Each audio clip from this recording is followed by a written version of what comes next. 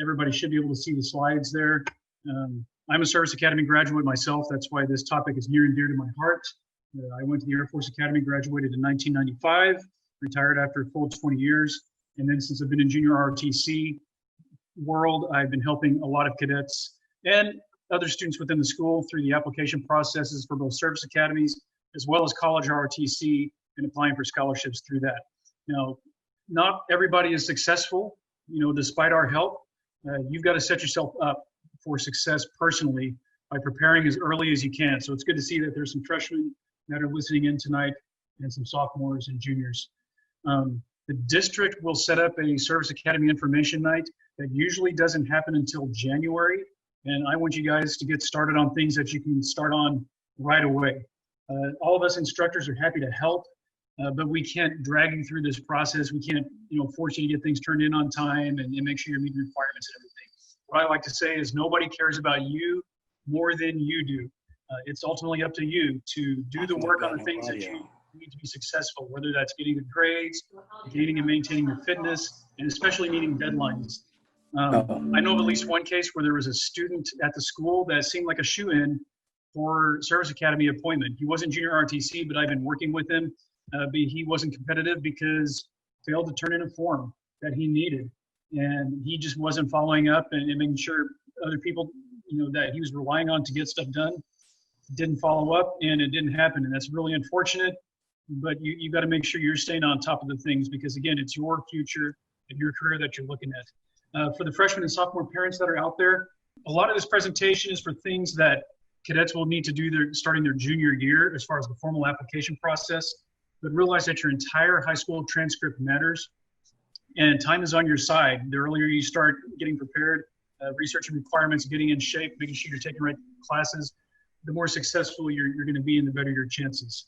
I'm going to go ahead and repost the stuff I posted in the chat window because I've got a PDF file that I will send out to everybody. I think I just reposted everything. You can send your email address, just send me a message to my school email address that's showing in the chat window now. Don't post your email address in the chat window just for your own privacy's sake, because everybody will be able to see it. But I'll be able to see it. I'm recording the chat. I'm recording this session so that I can go back and review it. Similarly, you don't have to scramble to take notes because I will post this chat or this video probably to my YouTube channel in the next couple of days so that you can review it if you need to. But a lot of the information is going to be in that PDF file that I'll send out. If you have a question that comes up tonight, we probably won't have time to address it tonight on this video session. I've timed out running through this presentation and it was right at 30 minutes. I've got another Zoom meeting that I've got to set up for right after that. But you can go ahead and type that question into the chat window. I'll make a note of it and I'll try to get back to you and maybe address everybody if it's something that's relevant to the larger crowd. And I've got a lot of notes here, so I'm kind of glancing down and looking at those as I go through the presentation here. But starting out, junior ROTC that the cadets are in right now, that is a lot different than a college level program. Junior ROTC is open to pretty much anybody in the school, and its focus is citizenship and leadership. There is absolutely no obligation for military service whatsoever. My daughter went through it 4 years, graduated, no desire to be in the military, and that is perfectly fine. She got a lot out of the program anyway. Now, college ROTC and service academies, their sole purpose is to make military officers and ideally career military officers that are going to serve for a long time. A lot of people that were in junior ROTC in high school join ROTC in college because they have that junior ROTC experience. They like the friendship and the camaraderie. It's something they're familiar with as they transition into the college world. But then they quickly realize that, whoa, this is a lot different. This is the real deal. They have really high standards, and that's maybe not the career path they want to follow, so they tend to drop after only one semester. You see that in a lot of college ROTC units. You don't see that as much with service academies because people that are motivated to go to a service academy generally know exactly what they're getting into, and the class sizes will drop slightly, but it's mainly due to just not meeting the standards there. It's not because they decide not to do it. Grades, fitness, military performance shortcomings. Although some will be there and say, you know what, I think I'm going to reevaluate my life goals and maybe this isn't for me. Some people go to a service academy or compete for a college ROTC scholarship because, hey, it's a free education. And that's why I've got it in quotes there, because trust me, based on my experience, there are a lot of other ways you pay for that experience besides money. I mean, it's a lot of long hours, hard work, a lot of stress that maybe a typical college student might not have. Free education should not be your primary motivator. The reason you should want to go to a service academy or participate in college ROTC is because you want to serve and defend your nation and our Constitution as a military officer. And that includes giving your life in the line of duty if necessary. I mean, that's a big responsibility. Shouldn't take it lightly. I mean, this is kind of a long-term thing. It's not a decision you're making for prestige or the economics of it, like the free education, like I said. It's not because it'll make your mom and dad proud. It's your life, it's your career, it's your goals, it's ultimately your decision as the individual going through it. And that goes for the non-military aspects as well, you know, choosing your major and so forth. I want to talk about the differences between service academies and college ROTC. When I talk service academies, I'm talking the U.S. Military Academy at West Point, the U.S. Naval Academy in Annapolis, the U.S. Air Force Academy in Colorado Springs. Those are considered the big three. You might hear them referred to that. There's also the U.S. Coast Guard Academy and the U.S. Merchant Marine Academy. Those might be good options for you to consider. They're not quite the same in how they work, how you get selected and appointed and everything.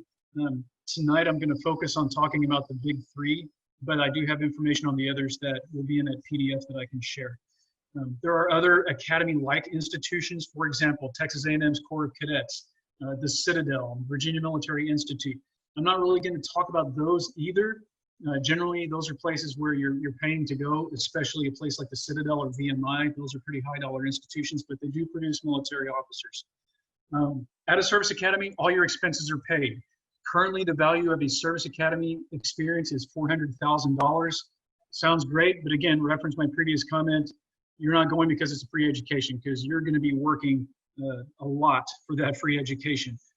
They're very competitive to get into a service academy. Generally, of the people that are qualified, about 15,000 qualified applicants will start the process to get appointed to a service academy at each service academy, and they're competing for roughly 1,200 spots each year at each academy. And of those 1,200, perhaps 1,000 are going to make it all 4 years and go on to graduate. You got a variety of majors at the service academies. They're slightly different depending on which service academy you're looking at. Most of them will focus on some sort of STEM-related career field, you know, an engineering degree, things like that. Although they do have some of the softer kind of majors like history, English, and so on. But at a service academy, you're going to eat, sleep, breathe military the whole time you're there, 24/7, basically. Some people may enjoy that. Some people may benefit from that kind of structure. You're going to wear your uniform every single day, almost sun up to sundown in most cases. As a freshman, unless things have drastically changed, you don't even wear civilian clothes when you're considered off duty, like going into town on a weekend or something. You still have to wear a uniform. You can't have an outside job at a service academy. Your job is the service academy. You can't be married. You can't have kids. You wouldn't have time to see them anyway. You can't even have a car for the first couple of years while you're there. You wouldn't have much use for it anyway, because you have limited time away from campus at a service academy, though that does increase as you get increased privileges from year to year. But essentially, excuse me, you're going to be busy from about 6 in the morning, maybe earlier, till about 10 at night, maybe later, with your various academics, military duties, athletics, and so on. You're generally going to have a higher course load than in a regular college. All that being said, you will have some free time, and there are some things that you do that'll be an awful lot of fun. Weekends, generally Sunday might be okay, but Saturdays are usually not your own to do as you see fit.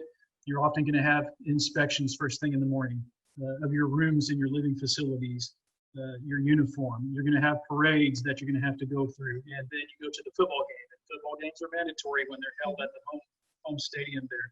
So those are some of the things that you would experience at a service academy.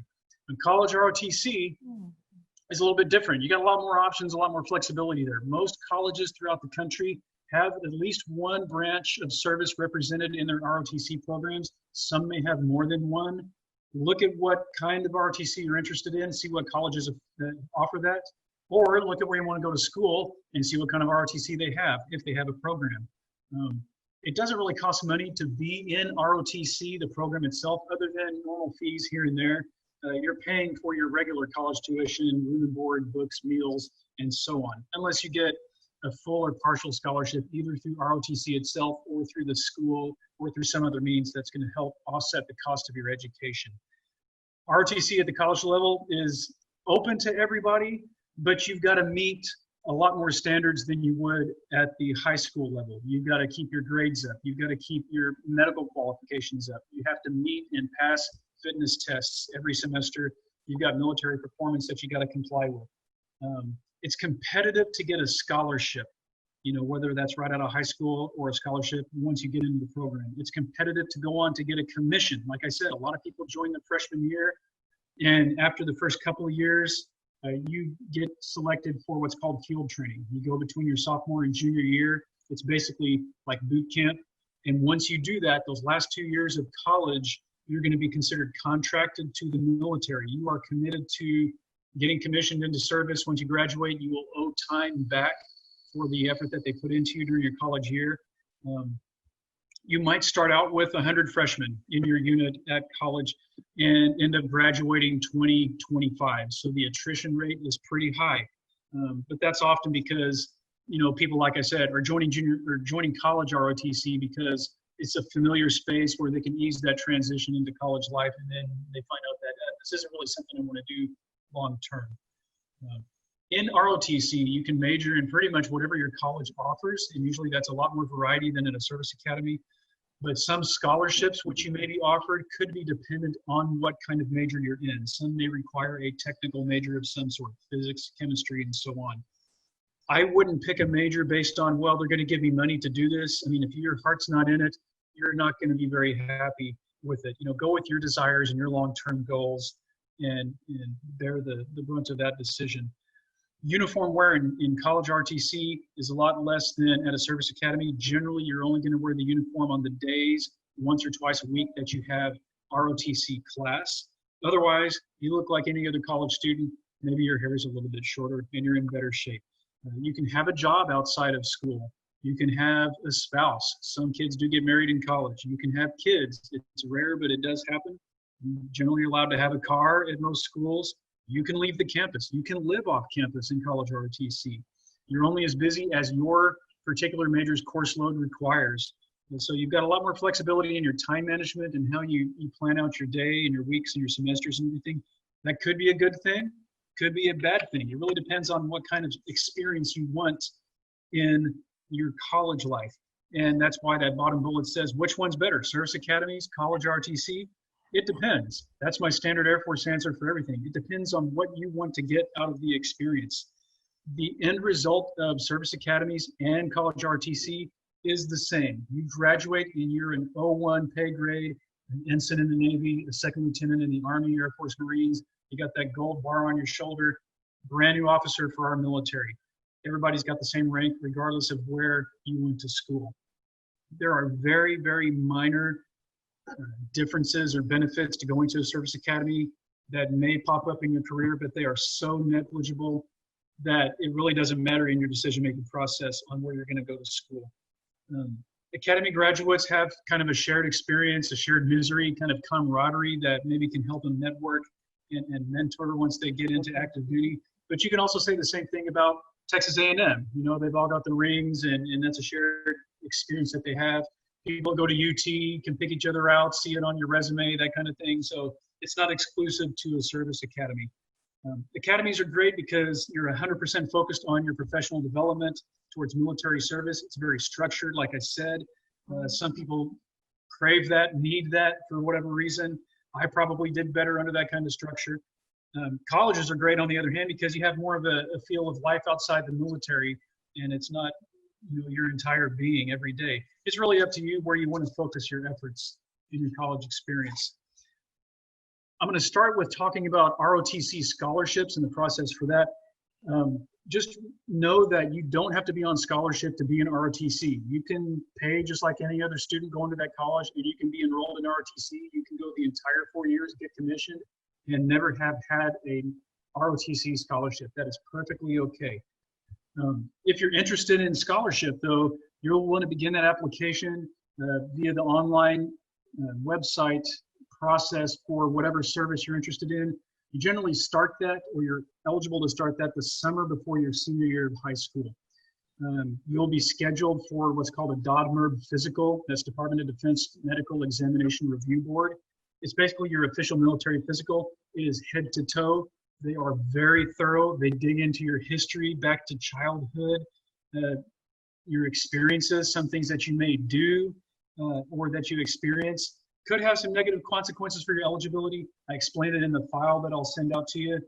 Just make good lifestyle choices is basically what I'm trying to get at. Grades, most places are going to look at your unweighted GPA. The scholarship boards look at your unweighted GPA, meaning you take all these honor classes, and it's not enough just to say, I took these classes and I passed them, because maybe a 4.0 on a weighted scale is only a 2.5 on the unweighted scale, and they're looking at that unweighted scale. So do your best in all of those classes and don't overextend yourself on the kinds of courses you're taking. Standardized tests, some places like the SAT, some places like the ACT, I suggest taking both because maybe you're more suited to one type of test than the other. They are slightly different. Generally, ROTC and colleges overall are going to super score. And if you haven't heard that, that means that, let's say I take the SAT twice and I do great on the verbal and not so good on the math one time. But then the next time I do really great on the math and not so good on the verbal. They will take the highest math of the two and the highest verbal of the two, and they'll put them together for what we call a super score. So that's what that's talking about. That's why it's a good thing to take it a couple of times so that, you know, I had a bad day one time on the math, but then I happened to get stuff that I was more familiar with on the next one. I'm going to do that much better. You've got to pass a fitness test during your senior year of high school to be scholarship eligible. It's, as an example, the Air Force ROTC scholarship is the same as the active duty Air Force test. We generally test that twice a year in junior ROTC. It's almost like we're helping you prepare for this thing, but it's a minute push-ups, a minute sit-ups, and a 1.5 mile run. Other branches, ROTC programs for scholarship might be a little bit different. You'll learn about those as you do your research, but I can help you with those. I can administer those tests. Just remember that something like that where I'm signing saying you did this many push-ups, I mean, I'm signing my name saying this kid deserves money to go to college for your program. I'm not going to fudge the numbers or count incorrect form push-ups, sit-ups, that kind of stuff. I'm going to be right down to the standard, because there could be some other kid out there that wants it a little bit more and maybe does the push-ups a little bit better. You want to be that person. Don't let somebody else do better than you.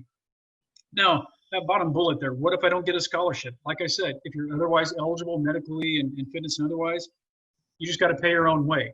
Not a big deal. And keep in mind that just because you don't get a scholarship right out of high school for ROTC doesn't mean that you give up. You hit it hard and you do well your freshman year, and you could get an in-school scholarship. They do have money available for that. So they might pick up your final 3 years of college ROTC. You might even outperform people that came in on a full scholarship. I mean, that's just the way it goes sometimes. Now, service academies, it's a little bit more complicated in the process to get into a service academy. The three main things you need to think about: you have to apply, that's what you do, and then you have to get nominated by somebody, and then finally the service academy itself has to appoint you. Once you've applied and you're eligible and you get nominated by somebody, then they can choose or not to appoint you. Again, you start the formal application process the summer before your senior year. You'll get scheduled for that DODMERB physical, and you still have to keep your grades and test scores high. That fitness test is called the Candidate Fitness Assessment, or CFA. That's standard between the big three, Army, Navy, and Air Force. It's the same test for everybody. There's 6 events. There's a basketball throw, which is harder than it sounds. I've seen many of these. You have to do pull-ups. You've got shuttle run, sit-ups, push-ups, and then a 1 mile run. And that's all strictly timed, and that's what tends to get a lot of kids. They practice each event separately, but you have to do them all within a 30-minute window, and it's very, very challenging, and that catches some people by surprise. The Coast Guard and Merchant Marine Academies have their own school-specific tests. They're similarly demanding, but you'll have to prepare for them slightly differently. I do have some of that information in the file that I'll send out. So once you apply and you do all of that, you also are working for a nomination, and that's a separate application process. Somebody has to nominate you that they want you to represent them at a service academy. It could be the president or vice president. Those are usually limited to certain categories of applicants. You can get nominated through junior ROTC in some circumstances. You can get nominated by one of our 2 senators, or you can get nominated by your district's congressman. For most of us, that's Kevin Brady. He's probably your most likely source, but I would apply to every source that you're eligible for, because you could get nominated by more than one source, and a double nomination or a triple nomination can look more favorably to get into a service academy. Or you might be applying for the Air Force Academy and get nominated for the Naval Academy. You know, if you're keeping an open mind about it, hey, I didn't really think about that, but let me go ahead and get the application for the Naval Academy done and go there. West Point will also let us nominate through junior RTC in some circumstances, so I do try to take advantage of that. We've had some kids apply for a junior RTC nomination for West Point as well. So once you've applied and once you've been nominated, then you're just waiting to see if the Service Academy of choice will appoint you to enter with the incoming freshman. You could have all the boxes checked, everything complete, and you still might not get an appointment. It's up to that individual Service Academy to select who they want to appoint out of all the qualified and nominated candidates. You should know if you're going to be nominated or not by your nominating source by the end of January. If you don't get nominated, you are not getting into the academies. Don't just hope that you're going to get in and not have a backup plan. It's always good to have a plan B. Some questions that come up quite a bit, cross-commissioning. Let's say you got into the Air Force Academy, but you really want to be in the Navy when you graduate.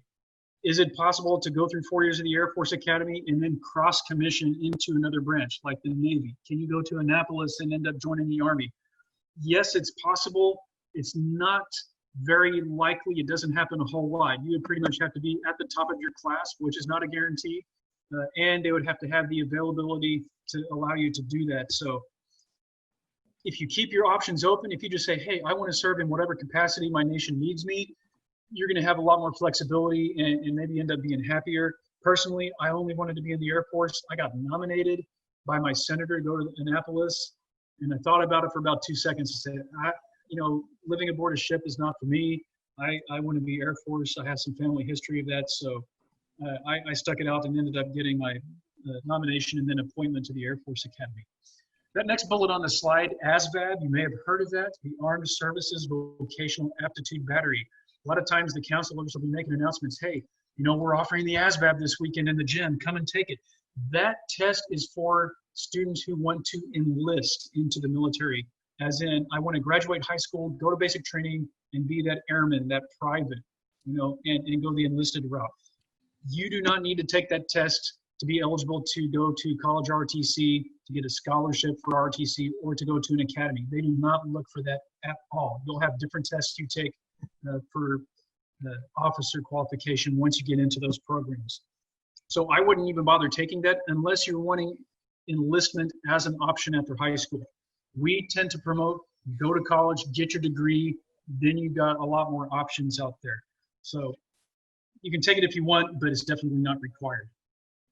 Corps of Cadets, it's a demanding program. It's somewhat like a service academy in the sense that you eat, sleep, breathe, military, and specifically the Corps, pretty much 24/7. Okay. There is a lot less emphasis, it seems, on ROTC specifically, and more emphasis on just the Corps itself. You can be in the Corps of Cadets without being in ROTC, without wanting to join the military. I don't know why you would want to do that, but some people do it. However, if you are in ROTC at Texas A&M, you have to be part of the Corps of Cadets.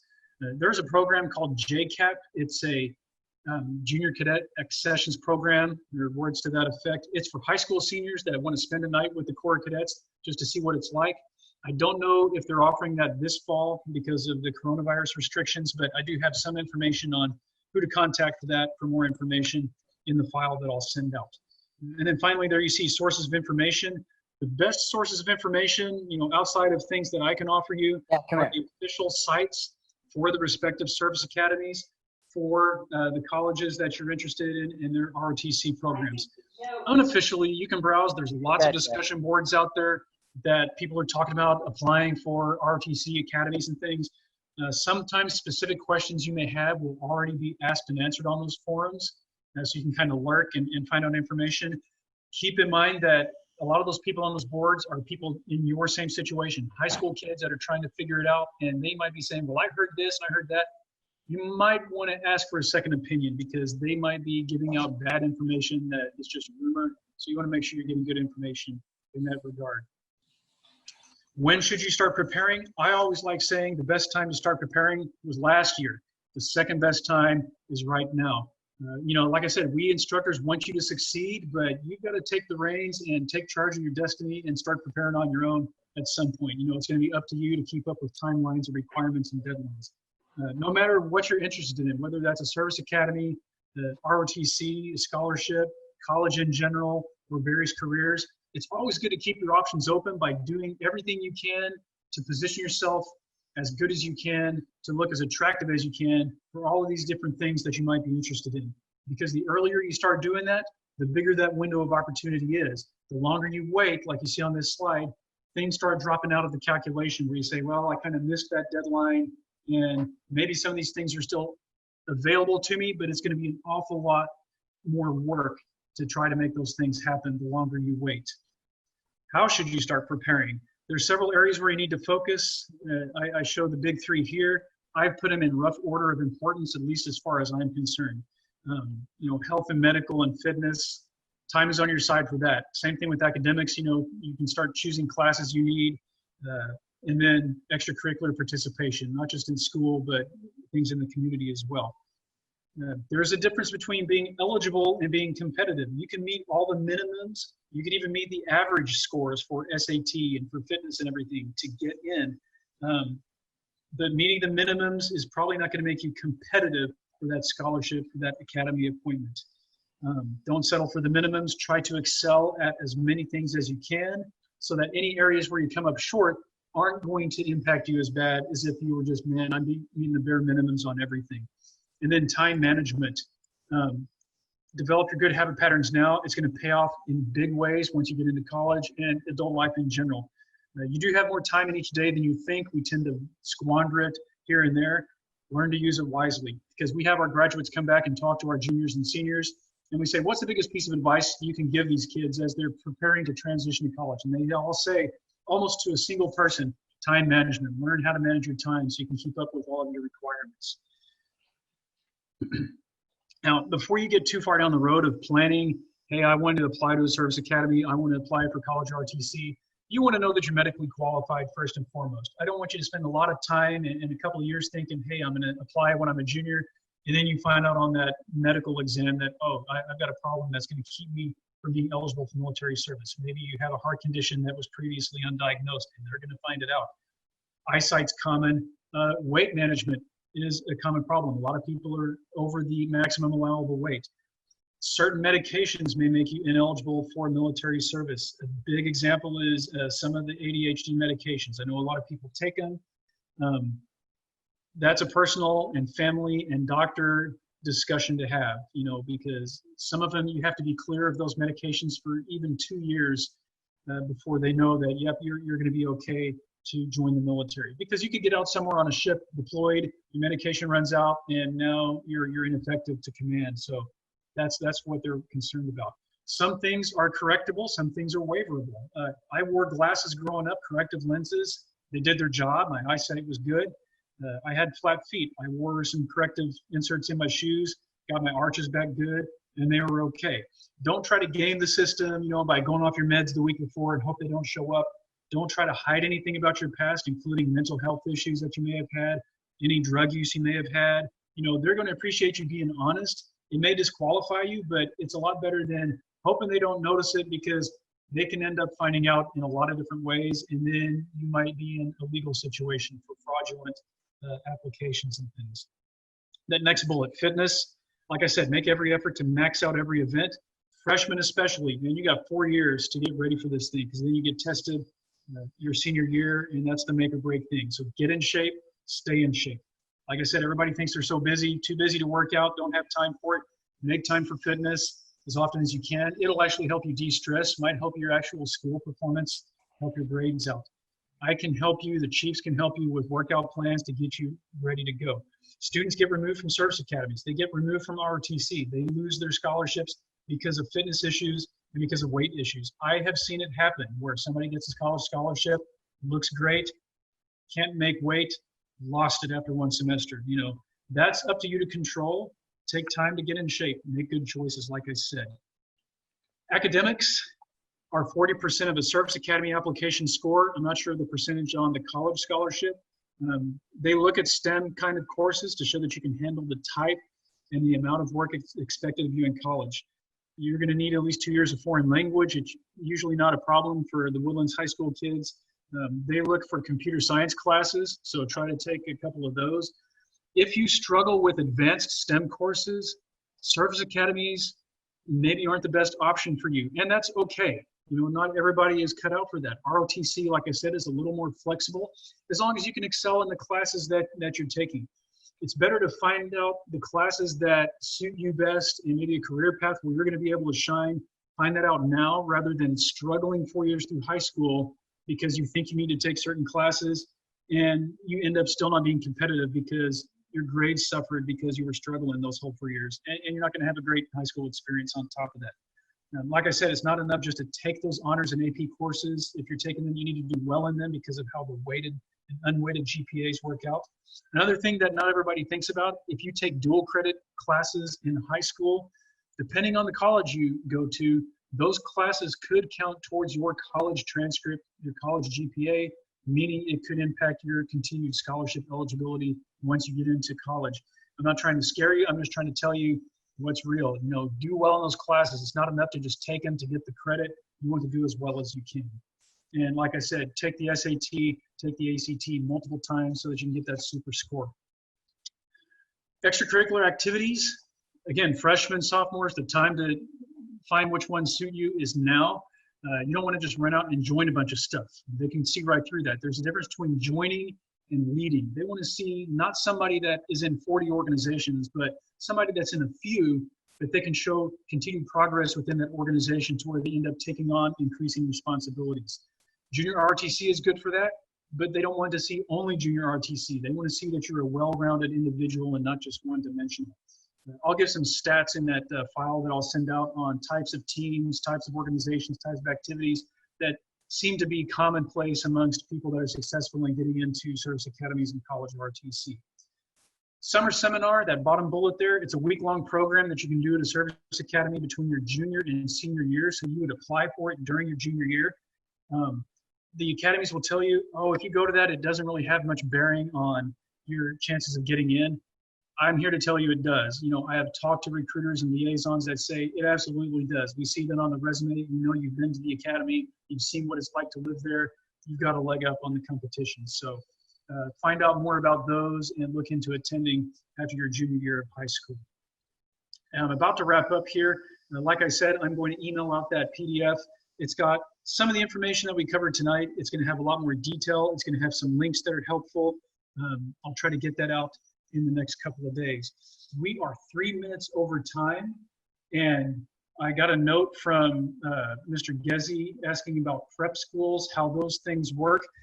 Really short answer on that, and I'll try to get more information out to you when I can. But prep schools, there's two main populations that those serve best. I'm not saying that it excludes anybody else, but it could be people that are either recruited athletes, you know, that maybe haven't taken those advanced classes in high school and they need to give them a year just to see that they can handle the kind of classes that they'll be taking in the service academies. It can be kids that otherwise are fantastic, but again, maybe didn't test that well on the standardized tests, or maybe their grades were just a little lower than they would like. They might still offer a prep school spot to make sure that they can handle the workload at the service academies. And then you also have a large population of enlisted people. They went out of high school, they enlisted directly into the service. They knock it out of the park the first couple of years of their enlistment, and they talk to their commanding officer and they say, I'm interested in going to a service academy. And so, hey, it's been a while since I've taken any classes. Prep school gives them an opportunity to kind of polish up their academic chops before they go into the service academy. So that's the short answer.